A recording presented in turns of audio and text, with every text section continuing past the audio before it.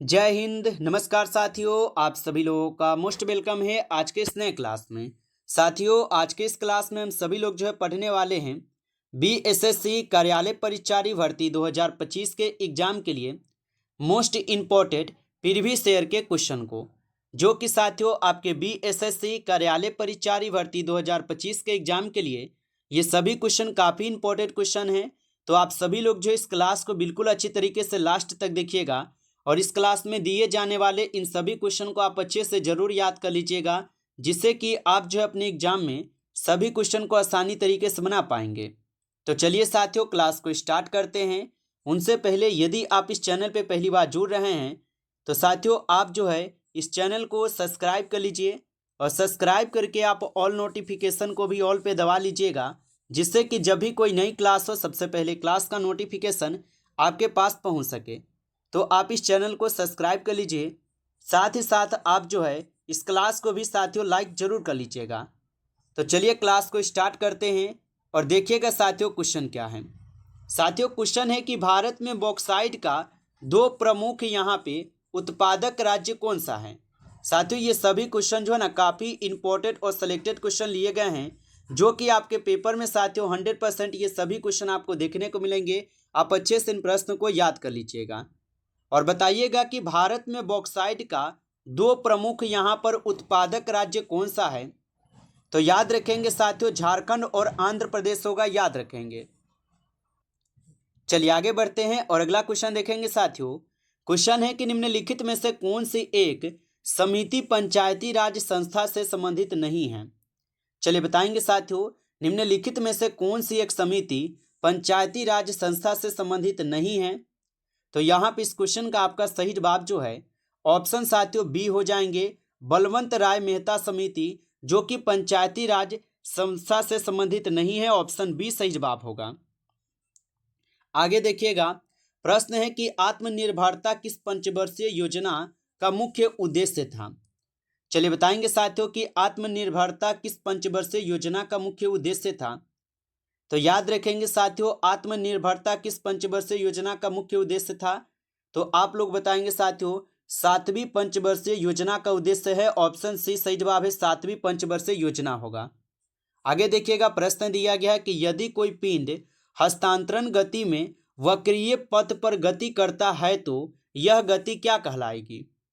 तो यदि कोई पिंड हस्तांतरण गति में वक्रीय पथ पर गति करता है तो यह गति क्या कहलाती है।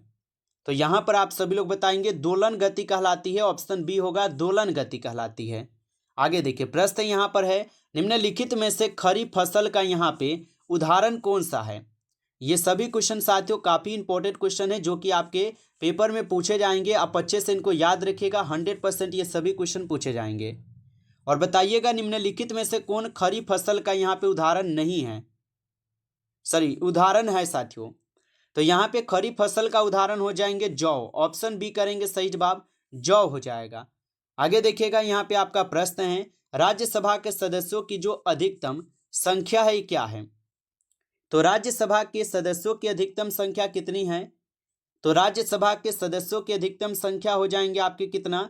तो आप सभी लोग बताएंगे साथियों, ये हो जाएंगे 250। ऑप्शन यहाँ पर आपका बी सही जवाब है, याद रखिएगा। अगला प्रश्न देखिएगा, विश्व व्यापार संगठन WTO की जो स्थापना है ये कब हुई थी। चलिए बताएंगे साथियों कि विश्व व्यापार संगठन WTO की स्थापना कब होती है। तो याद रखिएगा 1990 में होती है। ऑप्शन यहाँ पर बी सही जवाब है, 1990 में हुई थी। चलिए आगे देखेंगे साथियों, क्वेश्चन दिया गया है निम्नलिखित में से बिस्मांगी मिश्रण की पहचान कीजिए। चलिए बताइए साथियों, निम्नलिखित में से बिस्मांगी मिश्रण के यहाँ पर आपको पहचान करना है। तो हवा जो है ये क्या है, तो बिस्मांगी मिश्रण है। ऑप्शन यहाँ पर आप लोग का डी सही जवाब है, याद रखेंगे। अगला प्रश्न आता है, सापेक्ष आर्द्रता किससे मापी जाती है। बताइए कि सापेक्ष आर्द्रता किससे मापी जाती है। तो ये मापे जाते हैं सिस्मोग्राफ से। ऑप्शन यहाँ पे डी सही जवाब है, सिस्मोग्राफ से मापा जाता है। अगला प्रश्न यहाँ पे आता है, भारत के संविधान में 52वां संविधान संशोधन 1985 किससे संबंधित है। तो भारत के संविधान में 52वां संविधान संशोधन 1985 होता है, ये किससे संबंधित है। तो याद रखिएगा ये पंचायती राज संस्था से संबंधित है। ऑप्शन सी सही जवाब है। आगे देखिए प्रश्न है यहाँ पर कि हवा के बुलबुले पानी में किसके कारण चमकते हैं। चलिए बताइए कि हवा के जो बुलबुले हैं ये पानी में किसके कारण चमकते हैं। तो ये चमकते हैं परावर्तन के कारण। यहाँ पर ऑप्शन बी सही जवाब है, परावर्तन के कारण चमकते हैं। आगे देखिए क्वेश्चन यहाँ पर है कि पंडित जवाहरलाल नेहरू जी की जो आत्मकथा है उनका नाम क्या है। चलिए बताएंगे आप सभी लोग कि पंडित जवाहरलाल नेहरू की आत्मकथा का नाम क्या है।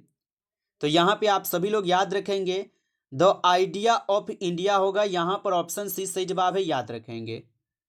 अगला प्रश्न देखिएगा, क्वेश्चन है किस प्रकार के वन को मानसूनी वन भी कहा जाता है। चलिए बताएंगे कि किस प्रकार के वन को मानसूनी वन भी यहाँ पे कहा जाता है। तो याद रखिएगा आप सभी लोग, ये कहते हैं आपके पर्णपाती वन को। ऑप्शन सी सही जवाब है, पर्णपाती वन को कहते हैं। आगे देखिएगा क्वेश्चन है मुस्लिम लीग की जो स्थापना है ये कब हुई थी। चलिए आंसर लगाइए। और साथियों आप लाइक नहीं किए इस क्लास को तो आप इस क्लास को एक बार ज़्यादा से ज़्यादा लाइक जरूर कर लेंगे। चैनल पे पहली बार जुड़े हैं तो आप इस चैनल को भी सब्सक्राइब करके आप ऑल नोटिफिकेशन को ऑल पे दबा के जुड़ जाइएगा, जिससे कि जब भी कोई नई क्लास हो सबसे पहले क्लास का नोटिफिकेशन आपके पास जो है पहुँच सके। तो आप इस चैनल को सब्सक्राइब कर लीजिएगा। और PDF यदि आपको न मिला हो रिवीजन के लिए तो आप कमेंट करके जरूर बताइएगा। और बताइए कि मुस्लिम लीग की स्थापना जो ये कब होती है। तो याद रखिएगा मुस्लिम लीग की स्थापना 1906 में ढाका में होता है। यहाँ पर ऑप्शन बी सही जवाब है, याद रखेंगे। अगला प्रश्न है कि कौन सा उपकरण यांत्रिक ऊर्जा को विद्युत ऊर्जा में बदलता है।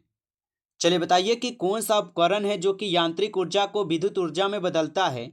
तो साथियों ये हो जाएंगे बैटरी। ऑप्शन डी सही जवाब है, बैटरी हो जाएगा, याद रखेंगे। चलिए अगला प्रश्न यहाँ पे आता है कि मिश्रित अर्थव्यवस्था से क्या तात्पर्य।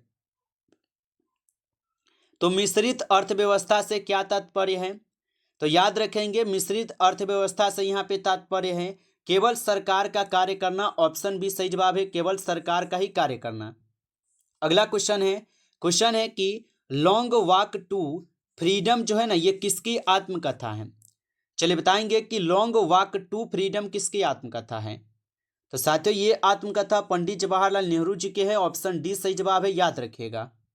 आगे देखिए क्वेश्चन दिया गया आपका कि कोयला गैस किसका मिश्रण है। चलिए बताइए साथियों कि कोयला गैस जो है ये किसका मिश्रण है। तो कोयला गैस हो जाएंगे आपके CH4+CO+H2 का। यहाँ पर ऑप्शन सी सही जवाब दिए गए हैं, याद रखेंगे। चलिए अगला प्रश्न यहाँ पे आता है पंचवर्षीय योजना की जो अवधारणा है ये भारत ने कहाँ से ली है। चलिए बताइए आप सभी लोग कि पंचवर्षीय योजना की अवधारणा भारत ने कहाँ से लिया है। तो पंचवर्षीय योजना की अवधारणा भारत लिए हुए है कनाडा से। ऑप्शन डी सही जवाब है, कनाडा से लिए हैं, याद रखेंगे। अगला क्वेश्चन यहाँ पे आता है कि जंतु से प्राप्त रेशों का उदाहरण है। तो जंतु से प्राप्त रेशों का यहाँ पे उदाहरण क्या होगा। तो याद रखेंगे आप सभी लोग जूट होगा। यहाँ पर ऑप्शन बी सही जवाब है, जूट हो जाएंगे।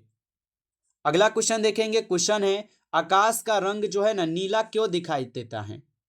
बताइए आप सभी लोग, तो आकाश का रंग जो है नीला क्यों दिखाई देता है।